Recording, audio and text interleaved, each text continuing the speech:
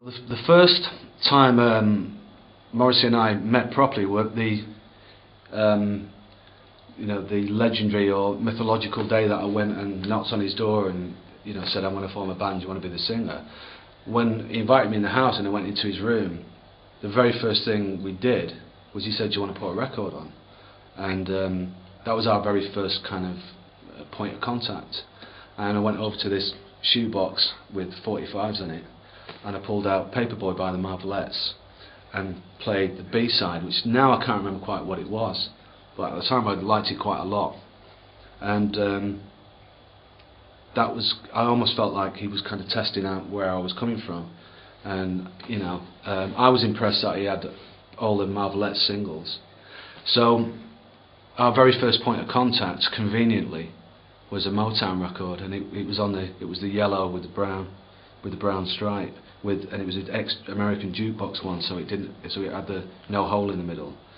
And our very first thing, Spark, was the Marvelettes, and we did at our very first show we did 4 songs, one of which has been conveniently forgotten in the stories and everything, but it was by the Cookies, called I Want a Boy for My Birthday. And I'm not sure, maybe they weren't quite a Detroit band, they might have been, very likely.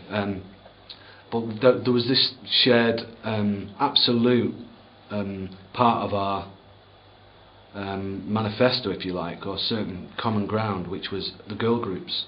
Now, they weren't all from Detroit, but that was all springing from the same well, and whether it was the Crystals and the whole Spectre thing, which was a big thing I was into, and the Shangri-Las I was really into, and Morrissey, as I say, he was more into the Marvelettes and Sandy Shaw and the English thing.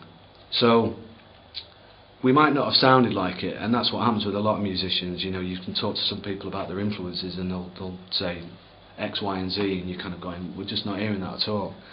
And but we've got to remember, this was a time when everyone was, well, it seemed that most bands, when we formed, were doing the kind of synth duo thing and the postmodern, post-punk 80s thing, and we wanted to. It was kind of a bit edgy to be going out there doing girl group stuff, especially when it's songs called I Want a Boy for My Birthday at your very first show.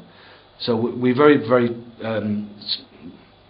consciously wore our girl group 60s retro influences on our sleeve, and they all came through his and mine knowledge of that scene. Both came from the same points of contact, and that was through David Johansen and Patti Smith interviews in the English music press. That's where I found out about Phil Spector, through Patti Smith's interviews, and that's where I found out about Sandy Shaw, ironically, through David Johansen's interviews.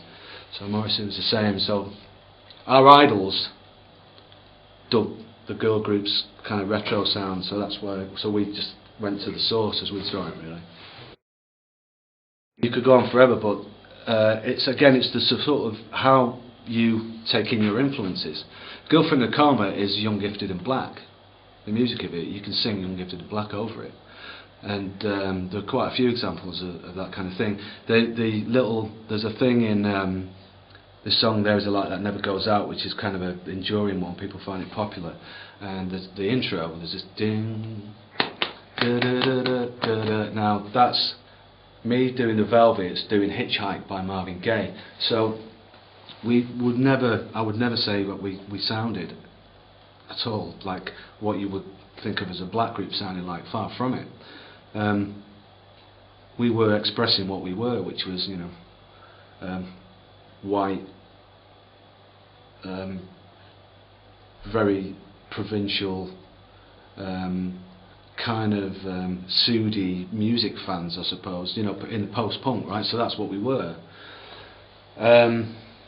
But I'd say, Young, Gifted and Black is probably one of Morrissey's favourite ever records,